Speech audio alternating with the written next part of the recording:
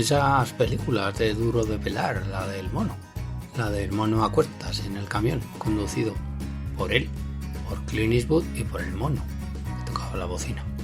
Esas películas sin mayores pretensiones, en las cuales Clint Eastwood se debatía entre pelea y pelea, entre camorristas y camioneros. O Bronco Billy, que estaba ambientada en el mundo del circo. Es que aquellas eran películas en las que Clint Eastwood quería desengrasar un poquito, después del éxito arrollador, desde sus películas del Spaghetti Western, la serie de Harry el Sucio y películas de guerra, gracias a las cuales se había convertido en lo que era ya, en una gran estrella. Pues a lo mejor quería eso, tomarse un respiro y dirigir películas de esas que antes ponían en las sesiones de tarde de los sábados, para echarse una risa mientras tomas unas cervezas y te ríes de las monadas del monico aquel. Y es que el monico aquel daba su juego. Clint Eastwood se tomó aquello como un impasse. Ya digo que esas películas no estarán entre sus 10 mejores dirigidas, pero oye, ¿qué quieres que te diga? Si están entre esas películas de menores pretensiones que te caen simpaticonas y que puestos a elegir prefieres a esas de Firefox, el arma definitiva, o películas en las que casi sin darse cuenta estaba cayendo Clint Eastwood, una pequeña cima en su carrera en la cual o protagonizaba o dirigía o ambas cosas thrillers o películas de acción en las cuales yo creo que se había acomodado y que esas sí no estaban entre lo mejor de su filmografía, hasta que llegó una película en concreto del año 1985 que avisó ya, esa sí que va a estar entre el top 10 de las mejores películas dirigidas por Clint Eastwood. Y esa película, que es un antes y un después en su filmografía, se llama El jinete pálido, del año 1985. Película a partir de la cual yo diría que comienza la era moderna o contemporánea de Clint Eastwood. De Clint Eastwood como actor y de Clint Eastwood sobre todo como director. Luego diré, cuando hablemos del top 10, lo que opina Juan Solo sobre esa película, sobre El jinete pálido. Porque ahora vamos a hacer un experimento, un pequeño experimento. Los experimentos con gaseosa y con Clint Eastwood, en este caso, que creo que no se va a quejar. Porque hablamos de que Clint Eastwood a sus 91 años todavía sigue rindiendo a gran nivel, todavía está rindiendo frutos. Bueno, pues partimos de 1971, del año en el cual dirigió su primera película. Miramos los nombres de los directores que estaban dirigiendo películas sonoras en aquel tiempo. Miramos cuántos quedan en activo.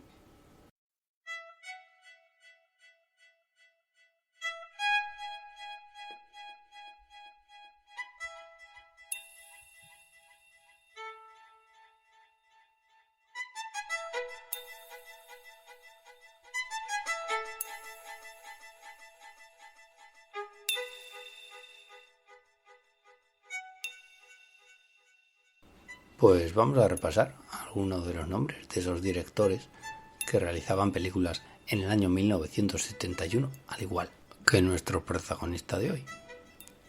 Vamos a ver. Peter Bogdanovich. Bueno, este de vez en cuando hace alguna película. Stanley Kubrick. No, este me parece que ya no. William Friedkin, el director de French Connection. Don Siegel, uno de los papás de Clint Eastwood, pues no, porque está muerto. Richard Sarafian, no. Guy Hamilton, tampoco. Norman Jewison, este sí que vive pero está en el retiro. Hal Ashby, Sam Peckinpah, Mike Nichols, otro que está muerto ya. Un tal Clint Eastwood. Sergio Leone, el otro papá de Clint Eastwood. Alan J. Pakula, Luchino Visconti, Robert Mulligan, pero si la mayoría están muertos. Creo que estás cometiendo un error, porque me diréis, es que, vamos a ver, estás hablando de directores de hace 50 años, que algunos están muertos, otros ya eran muy mayores. Bueno, reconozco mi error, estoy hablando de directores que ya no existen y la comparativa no ha lugar, evidentemente.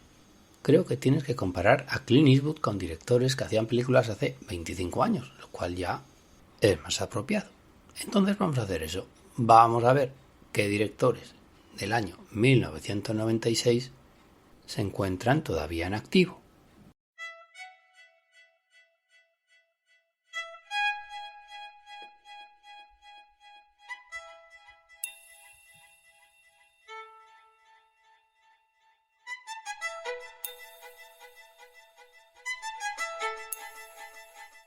Bueno, pues aquí sí que nos encontramos con nombres que siguen en activo. Pues, por ejemplo, nos encontramos a Barry Levinson, por ejemplo, a los hermanos Coen, a Brian De Palma, a Roland Emmerich, el director de Independence Day, que para el caso, a Wes Craven, me parece que este ya no hace más, Cameron Crowe, ya nada más se supo, era un buen director, Danny Boyle, sobrevalorado director, Robert Rodríguez, el Socias de Tarantino, Danny DeVito, que también es director, Joel Schumacher, este ya no lo puede contar, Tim Burton, que va claramente de más a menos, David Cronenberg, que ya lo está dejando, Anthony Minghella, el director del Paciente Inglés, que desgraciadamente se murió, Michael Bay, Wes Anderson, Nicholas Winding Refn, John Carpenter, que también lo ha dejado, o gente como Peter Jackson, que sigue viviendo en las rentas. Es decir, ¿cuántos de los que os acabo de nombrar sigue rindiendo al nivel que nos tenían acostumbrados en algún momento de sus carreras? ¿Cuántos de los que os he nombrado están rindiendo, digámoslo ya, al nivel al que está rindiendo Clint Eastwood a sus 91 años? Los hermanos Coen, a veces. Wes Anderson, lo mismo. Y no los he dicho, pero también están David Fincher, que hacía películas ya por aquella época, o un poquito posterior, Christopher Nolan. Pero la gran pregunta es, cuando todos estos hermanos Coen, todos estos David Fincher y todos estos Christopher Nolan cumplan 91 años, ¿seguirán al pie del cañón o es que el señor Clint Eastwood efectivamente está forjado a hierro? Que Clint Eastwood, con permiso de don Manuel de Oliveira, es la excepción. Bueno, hay 3 casos más: Woody Allen, Johnny Goddard y Roman Polanski. Cada uno de ellos, con resultados más o menos regulares, forman parte de esa provecta senectud que de vez en cuando les da más de una lección a los directores que en estos momentos se supone que están en la cresta de la ola. Pero no voy a dar nombres para no herir susceptibilidades, aunque algunos ya los he citado.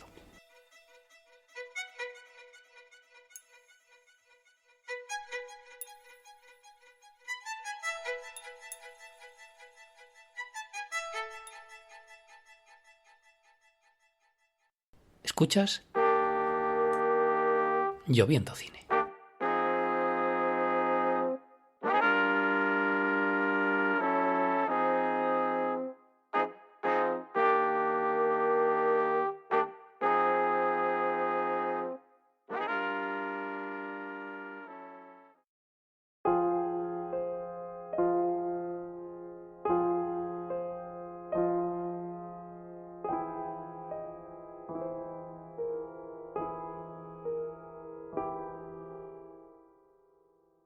Y hemos hablado antes de esa mirada fría y distante, como si fuera un miope impasible, del señor Clint Eastwood. Esa mirada que comenzó en las películas de Sergio Leone, de los spaghetti westerns de los años 60. Pues me podéis permitir el juego de palabras, porque efectivamente Clint Eastwood tiene mirada. Tiene mirada como director, al igual que lo tienen otros grandes. Tú estás viendo una película cualquiera y dices, esa película es de Roman Polanski, o esa película es de Michael Haneke, o esa película es de Quentin Tarantino. Porque enseguida notas esos latiguillos, esos clichés a la hora de rodar un plano o una escena de esos directores. Pues a Clint Eastwood le pasa lo mismo. Ese movimiento de la Steadicam o de la doble grip, sinuoso rodeando a los personajes, como paseándose entre ellos, envolviéndolos en la escena, envolviéndolos en la película. Ese montaje moral al modo de Pablo Gederamo o en las películas de Elias Querejeta, de su compinche de toda la vida en la sala de montaje, Joel Cox. esos personajes, esos actores secundarios, esos actores de reparto que, quitando a los dos protagonistas, da la impresión, aunque tengan diálogo, de que son extras, de que son actores de anuncio, que los ha llamado Clint Eastwood para hacer una película. Y eso ocurre, ya digo, aun con los actores de reparto. Tú ves a los hijos en el momento presente de Meryl Streep en Los puentes de Madison y te dices, ¿de dónde han salido estos chicos? No los he visto nunca más. O por lo menos da esa impresión. Y así pasa en todas sus películas. Que antes he dicho, tuvo una pequeña cima a principios de los años 80, cuando Clint Eastwood se dedicaba a hacer aquello que se decía antes. Esto es una americanada. Es que Clint Eastwood acaba haciendo americanadas. Sobre todo cuando se le relacionó durante toda una época con el macho americano. Cuando hizo películas, protagonizó películas y dirigió películas violentas, de puro entretenimiento, casi y sin casi palomiteras, hasta que llegó El jinete pálido. A partir del Jinete pálido, Clint Eastwood hizo cine, sí, pero también hizo otra cosa, poesía. Y con esto doy una pista de mi colaboración tan especial que voy a tener en el programa de hoy. Tenemos a nuestro colaborador en la sombra, por todos conocido, Juan Solo, partícipe y artífice de varios de los programas de Lloviendo Cine. Pues a partir de hoy se amplía la nómina de excelsos colaboradores. Y si hay top 10 de las películas dirigidas por Clint Eastwood, ese top 10 lo integran películas de esa edad moderna o edad contemporánea que se inicia con El jinete pálido. Atrás quedan, ya digo, esas películas simpaticísimas que Clint Eastwood dirigió, realizó y protagonizó junto a su compadre Geoffrey Lewis o su pareja Sondra Locke, u otro de sus compinches como fue Buddy Van Horn, que Buddy Van Horn, fallecido recientemente, muy recientemente, era especialista, al cual conocía Clint Eastwood desde sus más tiernos años del cine. Vamos, que era el coordinador de los especialistas de las películas de Clint. Éxito del actor y director norteamericano, en el que en España tuvo mucho que ver un señor que se dedicaba a doblar películas. En otras ocasiones decía mucho eso de yo soy tu padre, y en este caso era el doblador oficial de Clint Eastwood, y ese señor era Constantino Romero. Y ahí se encuentran los peligros del doblaje. Mira que me caía bien a mí Constantino Romero, pero claro, la voz de Clint Eastwood en sus películas y en la vida real no tenía nada, absolutamente nada que ver con la voz grave y de barítono de Constantino Romero, pero absolutamente nada que ver. Con lo cual me gustaría saber a mí quién fue el responsable del doblaje en España que le encomendó a Constantino Romero la voz de Clint Eastwood. No voy a decir que se cubrió de gloria, porque evidentemente en España no podemos disociar a Clint Eastwood de la voz de Constantino Romero, al igual que la voz de Bruce Willis es Ramón Langa.